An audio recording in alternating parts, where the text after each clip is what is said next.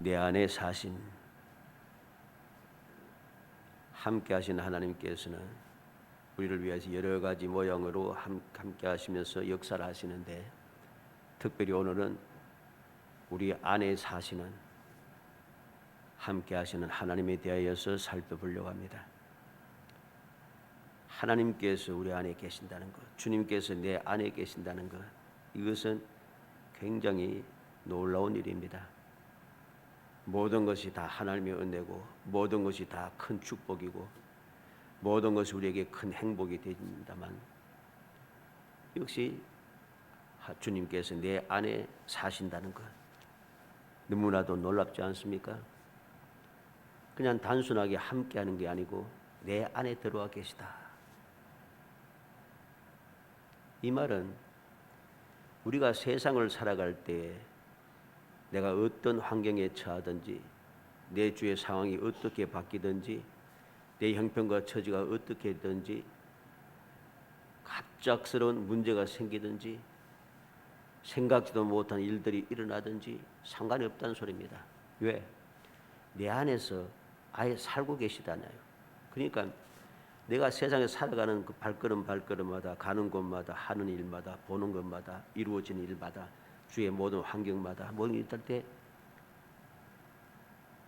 아예 내 안에 사시니까 즉각적으로 반응이 일어난다는 거죠. 즉각적으로 역사가 일어나는 겁니다. 옆에 함께 있어도 반응이 일어나기가 쉽지 않아요. 우리가 알듯이 우리가 갑자기 무슨 일이 생기면 보고도 하다가 끝나버립니다. 하다가 그냥 일이 생긴 거죠. 순식간에 나기 때문에 어떻게 할 도리가 없어요. 그러나 하나님께서 내 안에 함께 하시는데, 함께 하신 하나님 내 안에 살고 계시면은 내가 어떤 상황에 놓이든지 즉각적으로 반응하신다는 거죠. 왜? 하나님은 전능하신 분입니다.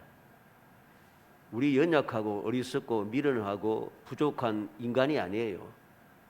전지전능하신 하나님, 천지 만물을 창조하신 하나님, 오늘도 살아계서 모든 것을 주관하고 계신 하나님, 나와 약속하신 것을 이루기 위해서 오늘도 열심을 다하여서 이루시는 하나님, 그 능력의 하나님께서 내 안에 계시니까 내가 어디에서 무엇을 하는지, 무슨 일이 생겼는지, 어떤 환경, 어떤 상황에 놓이든지 나는 해도 하나님께서는 즉각적으로 역사하는 거죠. 그래서 이러한 놀라운 하나님의 역사에 대해서 성경은 뭐라고 합니까? 너희를 눈동자같이 지키신다. 눈동자는 우리 사람의 몸에 있는 여러 가지 지체들 중에서 그 신경망이 다르다고 합니다. 이 손이라든가 말을 한다든가 보는 거라든가 이런 모든 움직이라든가 그것들은 머리에서 올라가서 눈으로 보고 올라가가지고서 머리에서 또 명령이 내리고 그 내용은 잘 모르겠습니다만 하여튼 그렇게 길이가 길다는 소리입니다. 즉각적으로 안 된다는 소리죠. 그런데 눈꺼풀, 이게 눈동자와 이건 다르다는 거죠. 그래서 내가 인식을 못해도, 내가 깨닫지 못해도, 예를 들어서 갑자기 무슨 먼지가 탁 들어오면 나도 모르게 눈이 깜짝하면서 다친다는 거예요. 이 놀라운 이 창조의 신비죠. 그래서 눈동자같이 지켜준다, 그렇게 말씀하는 겁니다. 어떻게 그렇게 할 수 있어요? 내가 생각지 못하고, 내가 움직이지 못하고, 내가 인식하지 못해도 내 안에 거하시는, 내 안에 사시는 하나님께서 즉각적으로 반응한, 나는 몰라도 하나님은 아시니까, 나는 못 봐도 하나님은 보시니까, 나는 느끼지 못해도 하나님은 다 알고 계시니까, 나는 능력이 부족해도 하나님은 능력이 무한하신 분이니까, 앞으로 무슨 일이 일어날지 모르지만은 하나님께서 먼 장래를 이미 다 알고 계시기 때문에 즉각적으로 역사하실 수 있다는 것입니다. 그래서 내 안에 사신다고 하는 이것은 너무나도 놀라워, 너무나도 복되고 기적적인 역사인 겁니다. 이 사실을, 이 놀라운 은혜를 우리는 마음속에 새기고 감사하고 감격한 마음으로 신앙생활을 해야 되는 거예요. 근데 우리는 이상하게도 이 너무나도 놀라운 이 놀라운 축복을, 이 은혜를 자꾸만 잊어버려요. 잊어버리게 되니까 어떻게 됩니까? 세상을 살아가면서 내 안에 계시는 하나님 살아계시는 주님을 생각지 아니하고 자꾸만 다른 곳에 눈을 둔다는 거죠. 다른 곳에 생각을 두고 다른 곳을 향하여 발걸음을 하게 되고,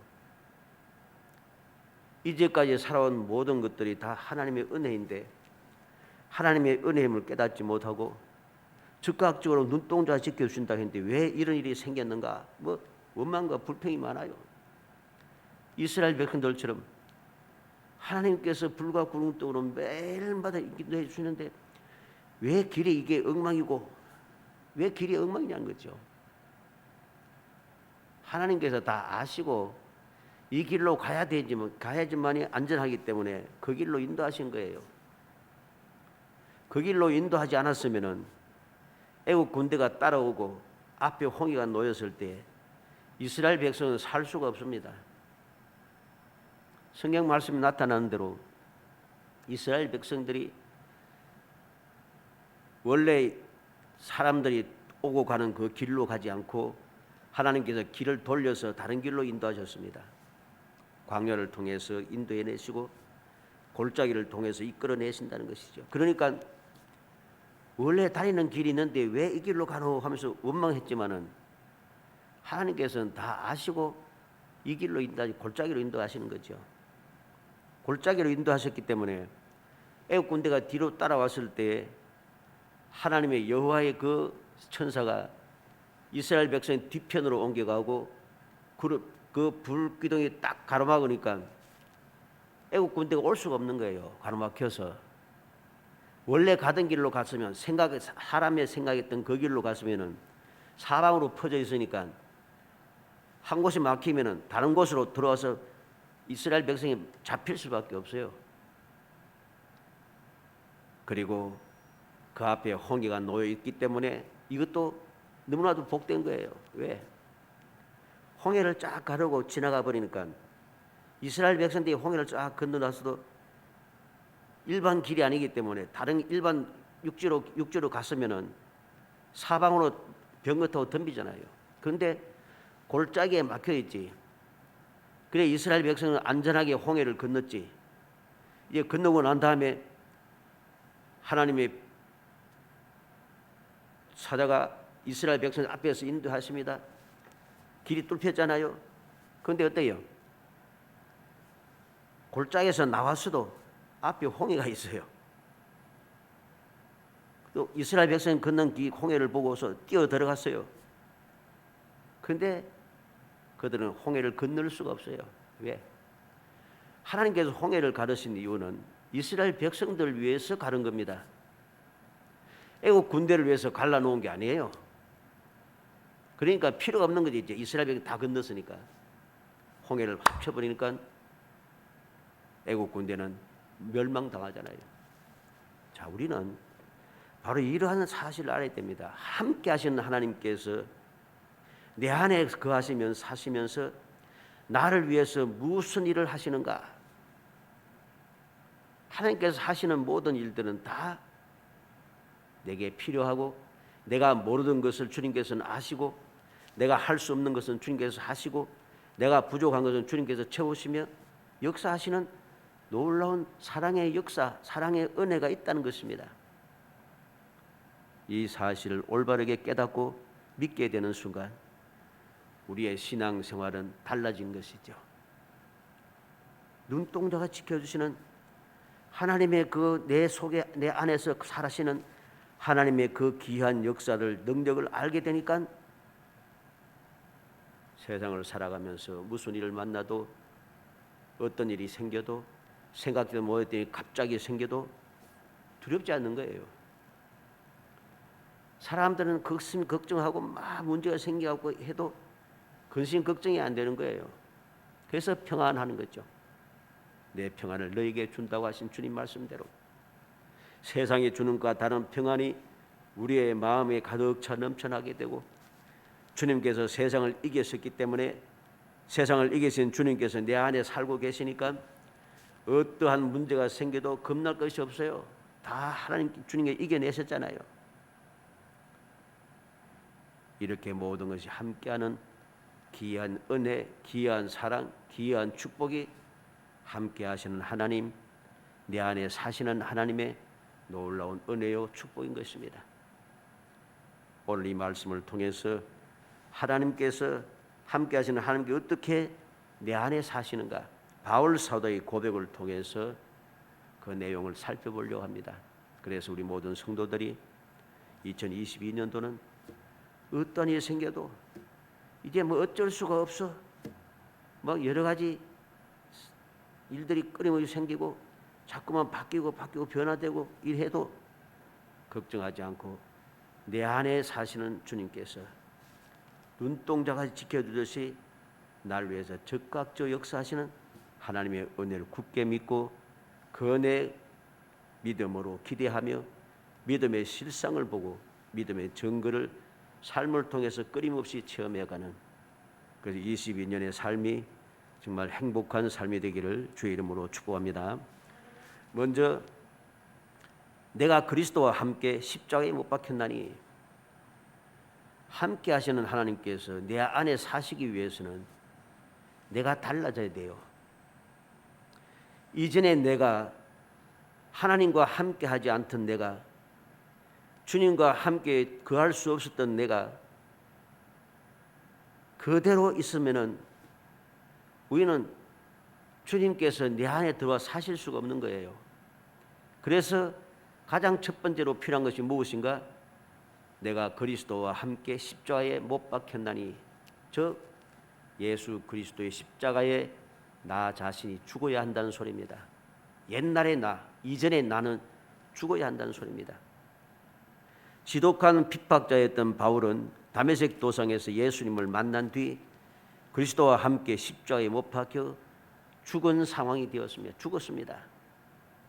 사도행전 9장 1절로 9절에 보면 사울이 주의 제자들에 대하여 여전히 위협과 살기가 등등하여 대제사장에 가서 다메섹 여러 화댕에 가져갈 공문을 청하니, 이는 만일 그 도를 따르는 사람을 만나면 남녀를 막론하고 결박하여 예루살렘으로 잡아오려 함이라. 사울이 길을 가다가 다메섹에 가까이 이르더니 홀련히 하늘로부터 빛이 그를 둘러 비추는지라.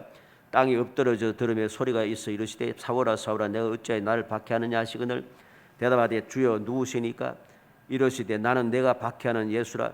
너는 일어나 시내로 들어가라. 내가 행할 것을 내게 이를 자가 있느니라 하시니, 같이 가던 사람들은 소리만 듣고 아무도 보지 못하여 말을 못하고 서 있더라.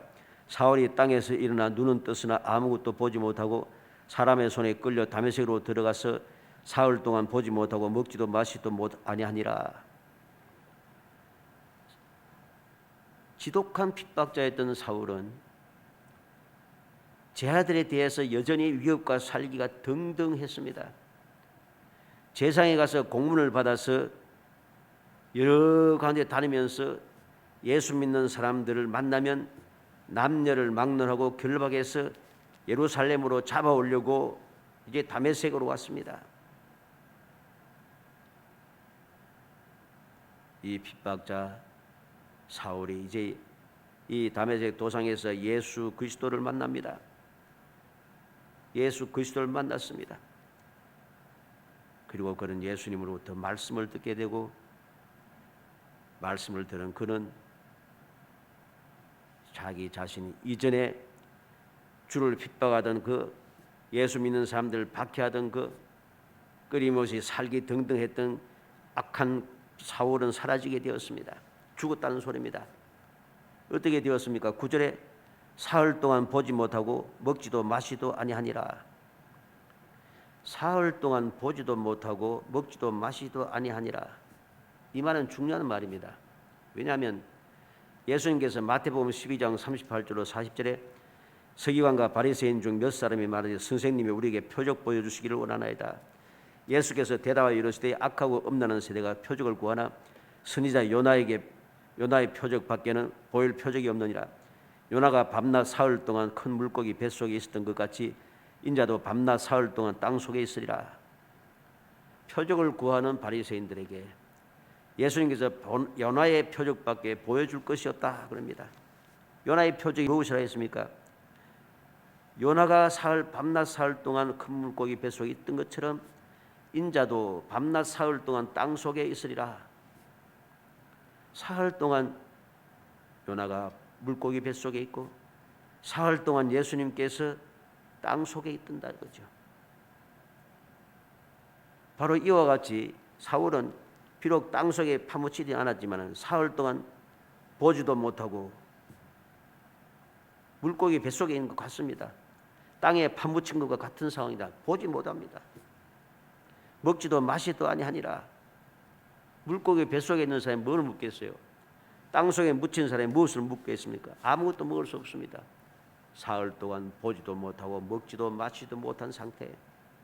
그는 죽었다는 것입니다. 죽었던 바울이 어떻게 다시 살아나게 되었습니까? 십자가에 못 박혀 죽으셨다가 다시 사신 예수 그리스도께서 죽었던 바울 안에 들어와 사심으로 바울이 다시 살게 되었다는 것입니다.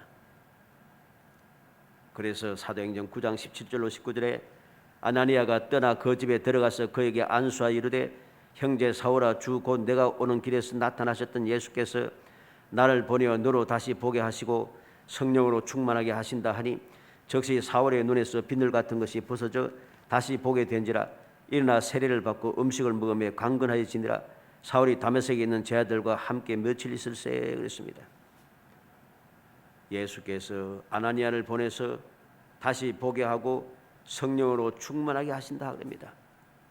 부활하신 주님께서 죽으셨다가 사흘 만에 부활하신 예수님께서 바울 사도에게, 이 사울에게, 핍박자 사울에게, 볼 수 없게 되었고 먹지도 마시도 못했던 이 사울에게 아나니아를 보내서 다시 보게 합니다. 일어나 세례를 받고 음식을 먹고 강건해지게 합니다. 그는 죽었던 그가 살아난 것이죠. 어떻게 알 수 있습니까? 로마서 8장 10절로 11절에 그리스도께서 너희 안에 계시면 몸은 죄로 말미암아 죽은 것이나 영은 의로 말미암아 살아있는 것이니라. 예수를 죽은 자 가운데서 살리신 이의 영이 너희 안에 거하시면 그리스도 예수를 죽은 자 가운데서 살리신 이가 너희 안에 거하시는 그의 영으로 말미암아 너희 죽은 몸도 살리시리라. 예수를 죽은 자 가운데서 살리신 이의 영이, 즉 성령이 너희 안에 거하시면 그리스도 예수를 죽은 자 가운데서 살리신 이가 너희 안에 거하시는 그의 영을 성령으로 말미암아 너희 죽을 몸도 살리시리라. 예수님께서 아나니아를 보내서 성령으로 충만하게 하신다 합니다. 성령이 충만해져서 보지 못하고 먹고 마시지 못했던 바울 사도가 이제는 다시 보게 되고 다시 먹고 마시며 강건해지게 되었습니다. 이렇게 죽었던 바울이 다시 살아나게 되었다는 것입니다. 어떻게? 부활하신 주님께서 바울 사도 안에 거하시기 사시기 때문에, 들어오셨기 때문입니다. 그래서 다시 살아날 수 있습니다. 두 번째로 생각하는 것은 이제 내가 육체 가운데 사는 것은 그렇습니다. 이제 죽었다가 다시 살아났지 않습니까? 다시 살아났습니다. 다시 살아나서 이제부터는 어떻게 사는가? 이제 내가 육체 가운데 사는 것은 내가 살아가는 방법이 달라졌다는 소리죠. 이 말은 다시 살아난 바울은 사는 것이 완전히 달라졌습니다. 왜 달라질 수밖에 없습니까? 나를 사랑하사 나를 위하여 자기 자신을 버리신 하나님의 아들 믿는 믿음 안에서 사는 것이라. 사는 이유가, 사는 방법이 달라졌기 때문이죠. 나를 사랑하신 주님, 나를 위해서 십자가에 돌아가셨던 주님, 다시금 나를 위해서 부활하시고 나를 찾아오셨던 주님, 그 예수 그리스도를 믿는 믿음 안에서 이제 내가 살게 되었다는 것입니다. 그러니 나를 사랑하는 주님, 나를 위해서 십자가에 돌아가셨던 주님, 나를 찾아오셔서 나를 믿음 가운데 다시 살아나게 하셨던 주님, 그 주님을 믿는 믿음으로 살게 되니까 이제까지와는 다르게 살 수밖에 없는 거예요. 당연히 이전에는 주님의 사랑을 그는 몰랐습니다. 주님께서 나를 위해서 십자가에 돌아가신 것을 몰랐습니다. 주님께서 나를 다시 살리신다는 것을 전혀 몰랐습니다. 그러니까 살기 등등해서 죄 없는 사람을 죽이겠다고 해치겠다고 온 산지 사방에 열심히 돌아다닌 거죠. 그랬던 바울이 예수 그리스도께서 다시 내 안에 사시는 그 예수를 믿음으로 말미암아 살아가는 방법이 달라진 것이죠. 그래서 고린도전서 15장 9절에 나는 사도 중에 가장 작은 자라 나는 하나님의 교회를 핍박케 하였으므로 사도라 칭함 받기를 감당하지 못할 자니라. 바울 사도는 자기가 어떻게 달라졌는가를 분명히 이야기합니다. 교회를 박해하였으므로 사도라 칭함 받기를 감당하지 못할 자라. 나는 자격이 없던 사람이라는 것이죠. 그런데 주님께서 내 안에 들어와 사심으로 나를 사랑하고 나를 위해 돌아가시는 주님을 믿는 그 순간부터 나는 이제 새롭게 살게 되었다는 것입니다. 에베소서 3장 8절에 모든 성도 중에 지극히 작은 자보다 더 작은 나에게 이 은혜를 주신 것은 청량할 수 없는 그리스도의 풍성함을 이방인에게 전하게 하시고 지극히 작은 자보다 더 작은 나에게 은혜를 주셨다. 은혜를 주신 것은 청량할 수 없는 그리스도의 풍성함을 이방인에게 전하게 하시고 주님께서 바로 사울을 찾아오셔서 다메섹도상에 찾아오셔서 그에게 부여하신 사명입니다. 그러니 나를 사랑하시고 돌아가신 주님께서 내 안에 사시면서 내게 이렇게 하라 하시니까 그 말씀대로 살지 않을 수가 없는 거죠. 디모데전서 1장 13절에 내가 전에는 비방자요 박해자요 폭행자였으나 도리어 긍휼함을 입은 것은 내가 믿지 아니할 때에 알지 못하고 행하였습니다. 내가 왜 전에는 비방하고 박해하고 폭행했는가? 알지 못했다. 내가 예수를 믿기 전에 몰랐다는 것이죠. 몰라서 그렇게 했는데 이제는 예수님을 만나고 예수님의 말씀을 듣고 예수님의 가르침을 듣고 예수님께로부터 사명을 받게 되니까 이제 깨닫게 되었어요. 깨닫게 되니까 바로 그 예수를 믿는 믿음으로 다시 다른 방법으로 살게 된다는 것입니다. 디모데전서 1장 15절에 빛보다 모든 사람이 받을 만한 이 말이요 그리스도 예수께서 죄인을 구원하시려고 세상에 임하셨다 하였도다. 죄인 중에 내가 괴수니라. 예수 바울 사도는 자기 자신이 죄인 중에 괴수라고 했습니다.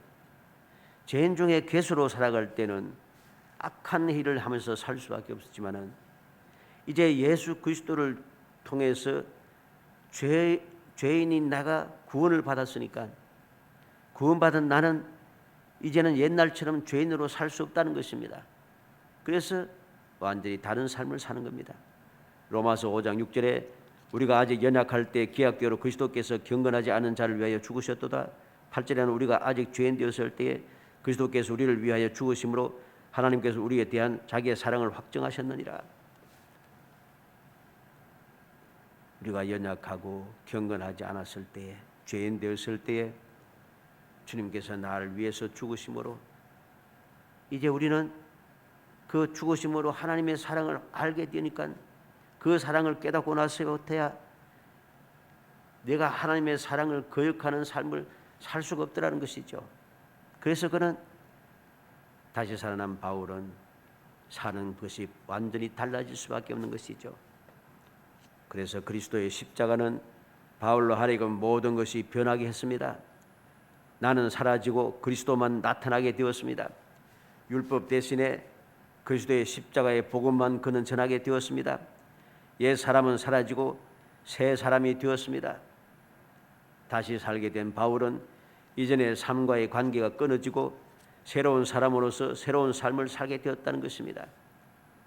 그래서 사도행전 9장 20절에 보면 적시로 각 해당에서 예수가 하나님의 아들이심을 전파하니 이전에는 예수가 하나님의 아들이고 메시아라는 것을 믿을 수가 없어서 그렇게 믿고 전하는 사람들을 해치는 데 전심전력을 다했습니다. 그런데 예수님을 만나고 와서 새 사람이 되고 나서부터는 적시로 예수가 하나님의 아들이시다 전하게 되는 것이죠. 사도행전 9장 22절에는 사울은 힘을 더 얻어 예수를 그리스도라 증언하여 다메섹에 사는 유대인들을 당혹하게 하니라. 모든 사람들이 예수 믿는 사람들 핍박하고 예수 믿는 사람을 잡아가려고 다메섹에 온 사람이 아니냐? 근데 어떻게 박해하던 예수를 전하나? 이 소리를 듣고서는 이전 같으면 인간적인 생각에서는 부끄러워하고 오히려 화가 날 터인데 그렇지 않고 그 소리를 듣자마자 힘이 더 나요. 힘이 더 났습니다. 힘을 더 얻어 예수를 그리스도라 증언하여 힘을 얻었어. 오히려 내가 예수의 이름을 전하는 것을 사람들이 수군거리는 소리를 듣고 힘이 더 나는 거죠. 아, 사람들은 저렇게 이야기하지만 내가 지금 주님의 예수님의 뜻대로 잘 하고 있구나 하는 것을 깨달으니까 힘이 나는 것입니다. 그래서 더 담대하게 예수를 그리스도라 증언하는 삶을 살게 된 것이죠. 사도행전 26장 16절로 18절에 보면 일어나 너의 발로 서라. 내가 내게 나타난 것은 곧 내가 나를 본 일과 장차 내가 내게 나타난 일에 너로 종과 정인을 삼으려 함이니 이스라엘과 이방인들에게서 내가 너를 구원하여 그들에게 보내어 그 눈을 뜨게 하여 어두움에서 빛으로 사탄의 권세에서 하나님께로 돌아오게 하고 죄의 사함과 나를 믿어 거룩하게 된 무리 가운데서 기업을 얻게 하리라 하더이다. 바울 사도는 주님께서 찾아오셔서 무엇을 가르쳐 주셨고 무엇을 명하셨고 무슨 사명을 주셨는가 또 무슨 약속을 하셨는가 하는 것을 여기에서 아그리빠 왕 앞에서 담대하게 전하고 있습니다. 그리스도의 십자가는 바울로 하여금 모든 것이 변하게 했다는 것. 이제는 바울 시대의 육체가 내가 사는 것이 아니고 내 안에 예수 그리스도께서 사신다는 것입니다. 예수 그리스도께서 사시니까 예수 그리스도께서 원하시고 예수 그리스도께서 즐거워하시고 예수 그리스도께서 원하시는 대로 예수 그리스도의 명하시는 대로 살 수밖에 없는 것이죠. 이것이 바로 바울 사도가 받아 누렸던 놀라운 축복입니다. 그래서 그는 예수 그리스도밖에는 자랑할 것이 없고 십자가밖에는 자랑할 것이 없고 약한 나를 자랑할 것밖에 없다고 그는 당당하게 말할 수 있었던 것이죠. 왜? 내가 약해도 내가 부족해도 내가 어리석어도 내가 박해자였어도 나와 함께 하신 하나님께서 주님께서 내 안에 살고 계시니까 오히려 아무것도 두렵지 않고 부끄럽지 않고 오히려 당당해지고 오히려 더 담대해지다는 것입니다. 사랑하는 성도 여러분, 내 안에 거하시는 주님 어떠한 분인가를 우리는 알아야 됩니다. 주님께서 세상에 계실 때에 요한복음 14장 19절 20절에 조금 있으면 세상은 다시 나를 보지 못할 것이로되 너희는 나를 보리니 이는 내가 살아있고 너희도 살아있겠음이라. 그날에는 내가 아버지 안에 너희가 내 안에 내가 너희 안에 있는 것을 너희가 알리라. 내가 아버지 안에 너희가 내 안에 내가 너희 안에 있는 것을 알리라. 우리가 주님께서 내 안에 계신 것을 알게 될 것이라고 예수님께서 약속하고 있습니다. 요한복음 15장 10절에는 내가 아버지의 계명을 지켜 그의 사랑 안에 거하는 것 같이 너희도 내 계명을 지키면 내 사랑 안에 거하리라. 어떻게 하면 주님께서 내 안에 거하시는지 내가 주님 안에 거할 수 있는지 바로 주님께서 가르쳐 주었습니다. 내 계명을 지키면 주님의 말씀을 지키며 살아가면은 우리도 주님께서 내 안에 거하시고 나도 주님 안에 거하는 놀라운 축복의 삶을 살 수가 있습니다. 요한복음 17장 21절에 주님께서 기도하십니다. 아버지께서 내 안에 내가 아버지 안에 있는 것 같이 그들도 다 하나가 되어 우리 안에 있게 하사 세상으로 아버지께서 나를 보내신 것을 믿게 하옵소서. 아버지께서 내 안에 내가 아버지 안에 있는 것처럼 그들도 다 하나가 되어 우리 안에 있게 하사. 주님께서 기도하셨습니다. 주님 안에 거하도록 주님께서 우리 안에 거하기 위해서 기도하고 계시다는 것입니다. 그래서 요한일서 빌립보서 2장 13절에 보면은 너희 안에 행하시는 일은 하나님이시니 자기의 기쁘신 뜻을 위하여 너희에게 소원을 두고 행하게 하시나니 우리 안에 행하시는 분은 하나님이시라 했습니다. 요한일서 3장 24절에는 그의 계명을 지키는 자는 주 안에 거하고 그랬습니다. 주는 그 안에 거하시나니 주님의 계명을 지키며 살아가는 사람들에게는 그 사람들은 주님 안에 거할 뿐 아니라 주님께서도 내 안에 들어와 계시다는 것입니다. 요한일서 4장 4절에 자네들아 너희는 하나님께 속하였고 또 그들을 이겼나니 이는 너희 안에 계신 이가 세상에 있는 자보다 크심이라. 우리가 세상을 이기는 비결이 무엇입니까? 우리 안에 주님께서 거하시기 때문에 우리는 세상을 이길 수 있다는 것입니다. 요한일서 4장 12절로 13절에 어느 때나 하나님을 본 사람이 없으되 만일 우리가 서로 사랑하면 하나님이 우리 안에 거하시고 그 사랑이 우리 안에 온전히 이루어지느니라. 그의 성령을 우리에게 주심으로 우리가 그 안에 거하고 그가 우리 안에 거하시는 줄을 아느니라. 하나님을 본 자가 없지만은 서로 사랑하면, 즉 주님의 계명대로 서로 사랑하는 삶을 살게 되면 하나님이 우리 안에 거하시고 우리가 그 안에 거하고 우리 안에 거하시는 바로 성령께서 우리 안에 거하시는 것을 내가 알게 된다. 전능하신 주님께서 내가 주님의 말씀에 순종하며 살아가면은 내 안에 살고 계시겠다는 것이죠. 왜 우리 안에 주님께서 사십니까?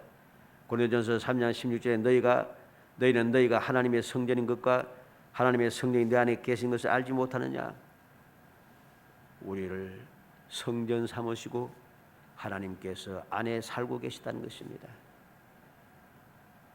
사랑하는 성도 여러분, 다시 한번 깊이 생각하시고 주님의 약속의 말씀을 잊지 말고 마음에 새겨두시기 바랍니다.